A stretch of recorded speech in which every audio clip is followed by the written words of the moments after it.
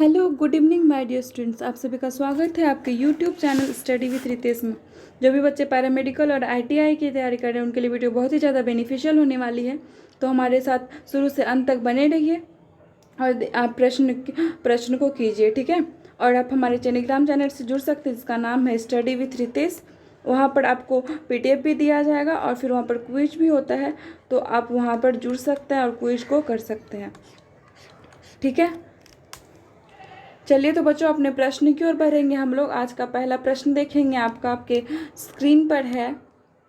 ज़्यादा टाइम नहीं लेंगे क्योंकि टाइम सबका बहुत ज़्यादा प्रीसियस होता है। तो आज का पहला क्वेश्चन है, ध्रुव स्वामिनी के लेखक कौन है। आपको बताना है कि ध्रुव स्वामिनी के लेखक कौन है। प्रेमचंद्र, जयशंकर प्रसाद, रामचंद्र शुक्ल और हजारी प्रसाद द्विवेदी। बताइए कौन है ध्रुव स्वामिनी के लेखक। फटाफट से बताइए बच्चों कि ध्रुव स्वामिनी के लेखक कौन है। सबको ही बताइए, सभी कोई आंसर कीजिए। जब तक आंसर नहीं कीजिएगा तो फिर कैसे पता चलेगा कि मेरा आंसर गलत है या सही है। करने के बाद ही तो पता चलेगा। गलत करेंगे तो सही का पता चलेगा, अगर सही किए तो फिर तो सही है ही भैया। तो ध्रुव स्वामिनी के लेखक कौन है। जिन भी बच्चों का ऑप्शन नंबर बी है वो बिल्कुल सही है, तो क्या हो जाएगा, जयशंकर प्रसाद। ठीक है, कौन है, जयशंकर प्रसाद। जयशंकर प्रसाद जी जो है वो ध्रुव स्वामिनी के लेखक है, ठीक है। चलिए अगले प्रश्न की ओर। आपका अगला प्रश्न है आपके स्क्रीन पर, विनय पत्रिका के रचनाकार का नाम क्या है। विनय पत्रिका के रचनाकार का नाम क्या है, ये बताइए। ये तो सभी को पता होना चाहिए। फटाफट से बताइए बच्चों कि विनय पत्रिका के रचनाकार का नाम क्या है।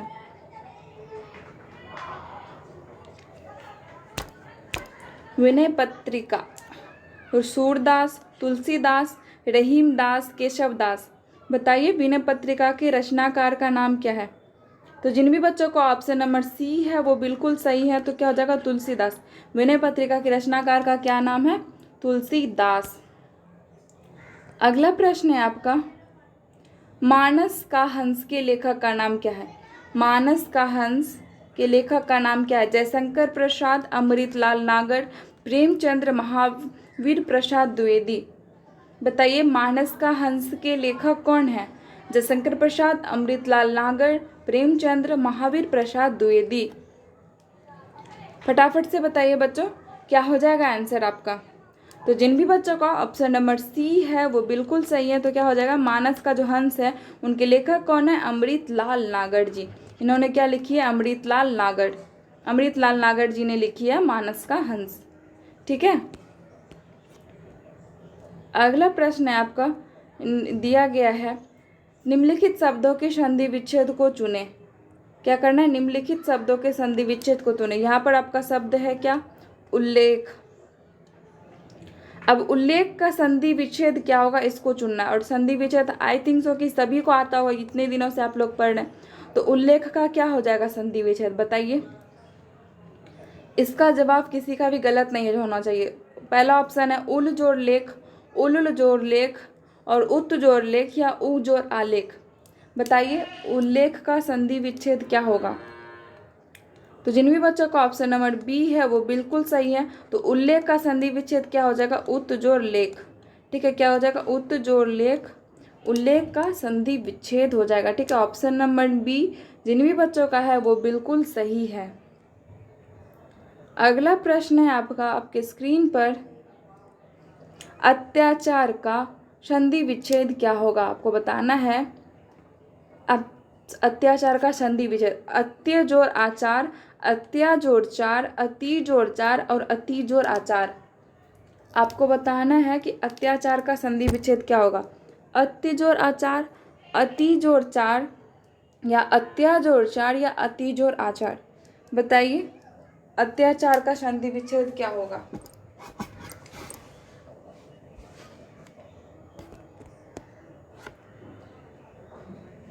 फटाफट से बताओ बच्चों। तो ठीक है, जिन भी बच्चों का ऑप्शन नंबर बी है वो बिल्कुल सही है। क्या हो जाएगा, अति जोड़ आचार, ठीक है। अति जोड़ आचार क्या हो जाएगा, अत्याचार का संधि विच्छेद।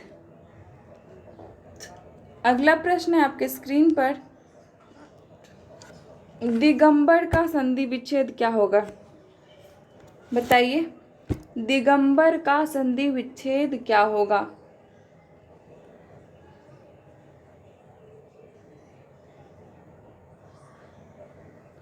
फटाफट से बताइए, दिगंबर का संधि विच्छेद। दिग जोड़ अंबर, दिग जोड़ अंबर एक में हलंत लगा है, और दिक जोड़ अंबर में हलंत के साथ, और दिक जोड़ अंबर सिंपल। बताइए, दिगंबर का संधि विच्छेद क्या होगा?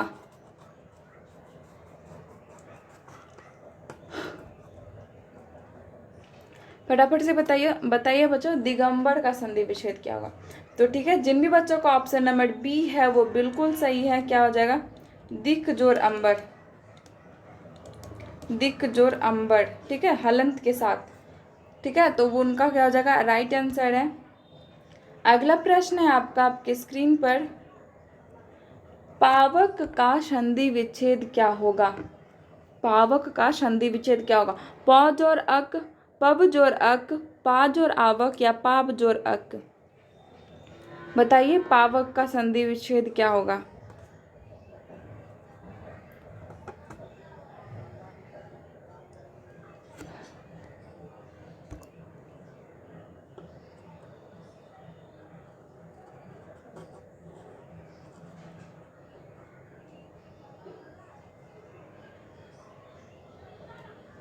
बताइए बच्चों, पावक का संधि विच्छेद फटाफट से। तो जिन भी बच्चों का ऑप्शन नंबर ए है वो बिल्कुल सही है। क्या हो जाएगा? प जोड़ अक, ठीक है, पावक का क्या हो जाएगा? प जोड़ अक। आपके लिए है एक स्वागत का संधि विच्छेद आपको बताना है। ठीक है, स्वागत का संधि विच्छेद आपको कमेंट बॉक्स में बताना है क्लास के बाद। अगला प्रश्न है आपके स्क्रीन पर कि निम्नलिखित शब्दों के समास बताइए। आपको निम्नलिखित शब्दों का जो है क्या है? समास बताना है। ठीक है, तो वनवास का समास बताइए। वनवास में कौन सा समास है? तत्पुरुष समास, कर्मधारय समास, द्वंद्व समास और बहुव्रीहि समास। बताइए कि वनवास में कौन सा समास है? पहले तो इसका आप लोग समास विग्रह करेंगे तो क्या पता चलेगा? वन में वास करना, ठीक है, वन में वास करना, डेट मीन्स रहना। किस में? वन में। तो वनवास का तब क्या हो जाएगा आपका? ये हो जाएगा आपका तत्पुरुष समास। ठीक है, क्या हो जाएगा? तत्पुरुष समास। जिन भी बच्चों का ऑप्शन नंबर ए है वो बिल्कुल सही है। क्या जाएगा? वन में वास करना या वन में रहना, तो उसका क्या हो जाएगा? तत्पुरुष समास। पंचवटी, अगला प्रश्न है आपका पंचवटी। बताना कि पंचवटी में कौन सा समास है? द्विगु समास है, तत्पुरुष समास है, बहुव्रीहि समास है, या कर्मधारय समास है? फटाफट से बताइए। पंचवटी, यहाँ पर देख रहे कि क्या आ रहा है? पंचवटी, 5 शब्द, 5 संख्यावाचक है। तो संख्यावाचक में क्या होता है बताइए? तो ठीक है बच्चों, तो जिन भी बच्चों का ऑप्शन नंबर ए है वो बिल्कुल सही है। पंचवटी का क्या हो जाएगा? द्विगु समास। ठीक है, पंचवटी का क्या हो जाएगा? द्विगु समास। अगला प्रश्न है आपका पीताम्बर। पीताम्बर का बहुव्रीहि मतलब समास क्या होगा? पीताम्बर में कौन सा समास होगा? बहुव्रीहि समास होगा, द्विगु समास होगा, द्वंद्व समास होगा, कर्मधारय समास होगा। ये तो सबको पता होगा। पीताम्बर पीला है वस्त्र जिसका,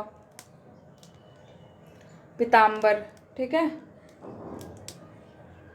पीताम्बर किनको बोला जाता है? विष्णु भगवान को। अब क्या बोलता है? कोई अर्थ छोड़कर विशेष अर्थ प्रदान करे उसको हम लोग क्या बोलते हैं? बहुव्रीहि समास बोलते हैं। तो वो इसमें क्या हो जाएगा? जिन भी बच्चों का ऑप्शन नंबर ए है वो बिल्कुल सही है। पीताम्बर क्या हो जाएगा? बहुव्रीहि समास हो जाएगा। अगला प्रश्न है आपका नरोत्तम। नरोत्तम का में कौन सा समास होगा? द्वंद्व समास होगा, अव्ययी भाव समास होगा, तत्पुरुष समास होगा, कर्मधारय समास होगा?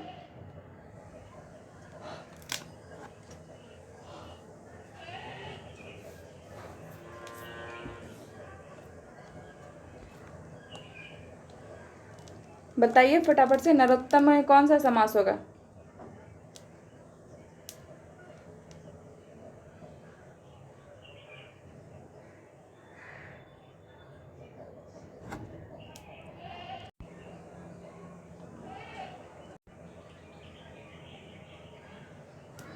ठीक है, तो बताइए नरोत्तम में कौन सा समास है।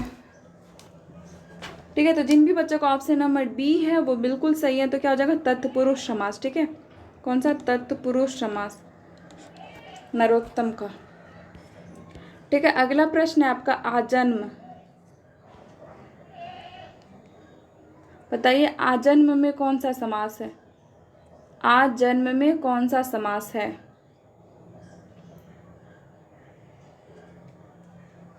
द्विगु समास, कर्मधारय समास, तत्पुरुष समास और अव्ययी भाव समास। फटाफट से बताइए कि आजन्म में कौन सा समास है।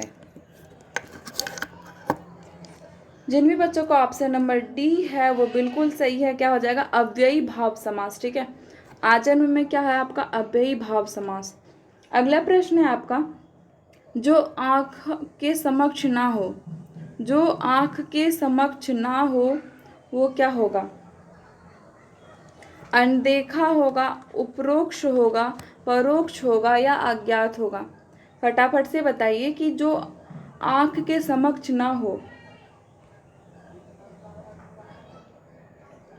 जो आँख के समक्ष ना हो वो क्या होगा, बताइए फटाफट से। तो जिन भी बच्चों का ऑप्शन नंबर बी है वो बिल्कुल सही है। तो क्या हो जाएगा, जो आँख के समक्ष नहीं होता उसको क्या बोलते हैं हम लोग, परोक्ष बोलते हैं। ठीक है, क्या बोलते हैं, परोक्ष। अगला प्रश्न है आपका, जिसका इंद्रियों से अनुमान ना हो सके, जिसका इंद्रियों से अनुमान ना हो सके उसको क्या बोलेंगे, जितेंद्रिय, अतीन्द्रिय, कालजयी या सर्वजयी। जिसका इंद्रियों से अनुमान ना हो सके उसको क्या बोलेंगे हम लोग, जितेंद्रिय, अतीन्द्रिय, कालजयी या सर्वजयी।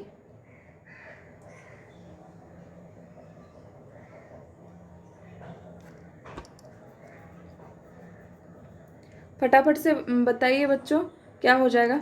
तो ठीक है, जिन भी बच्चों का ऑप्शन नंबर बी है वो बिल्कुल सही है। तो क्या हो जाएगा, जिसका इंद्रियों से अनुमान ना हो सके उसको हम लोग क्या बोलते हैं, अतीन्द्रिय। ठीक है, क्या बोलते हैं, अतीन्द्रिय।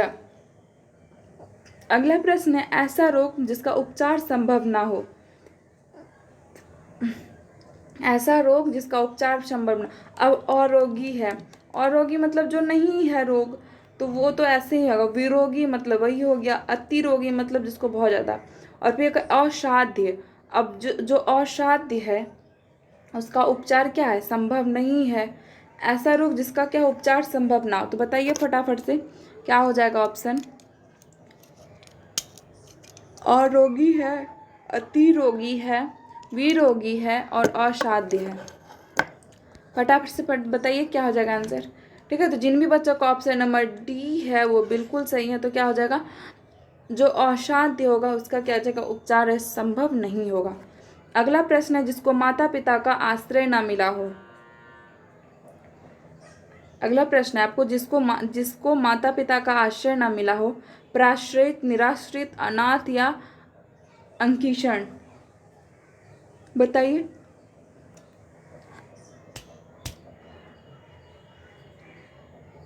फटाफट से बताइए, जिसको माता पिता का आश्रय ना मिला हो वो क्या बोलेंगे, प्राश्रित, निराश्रित, अनाथ, अकिंचन।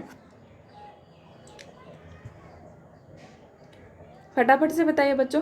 तो क्या हो जाएगा, जिनको माता पिता का आश्रय नहीं मिला होता उसको क्या बोलते हैं हम लोग, अनाथ बोलते हैं। ठीक है, ऑप्शन नंबर सी जिन भी बच्चों का वो बिल्कुल सही है। अगला प्रश्न है आपका, चांदी का जूता मारना। क्या है, चांदी का जूता मारना। तो ऑप्शन है, जूते में चांदी रख कर मारना, रिश्वत देना, बहुत संपन्न होना, जूते में चांदी लगा होना। चांदी का जूता मारना का अर्थ क्या होगा, बताइए फटाफट से। जूते में चांदी रखकर मारना, रिश्वत देना, बहुत संपन्न होना या जूते में चांदी लगा होना। फटाफट से बताइए बच्चों क्या हो जाएगा आंसर। तो जिन भी बच्चों का ऑप्शन नंबर बी है वो बिल्कुल सही है। तो क्या हो जाएगा, रिश्वत देना। ठीक है, चांदी का जूता मारना मतलब क्या करना, रिश्वत देना। ठीक है, अगला प्रश्न है आपका यहाँ पर कि कान का कच्चा होना। क्या, कान का कच्चा होना, कम सुनना, सुनी बात पर विश्वास करना, दूसरे की बात ना मानना या कान का कमज़ोर होना। ठीक है, क्या होना? काम का कमज़ोर होना।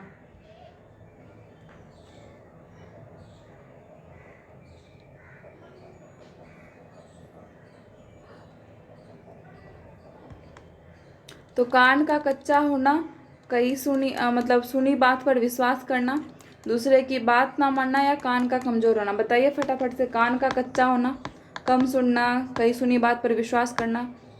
तो क्या हो जाएगा? जिन भी बच्चों को ऑप्शन नंबर बी है वो बिल्कुल सही है। तो कान का कच्चा होना मतलब जो किसी ने कुछ बोला उस पर विश्वास कर लेना है। ठीक है, और अगला प्रश्न है आपका 19-20 होना। ठीक है, अगला प्रश्न है आपका 19-20 होना।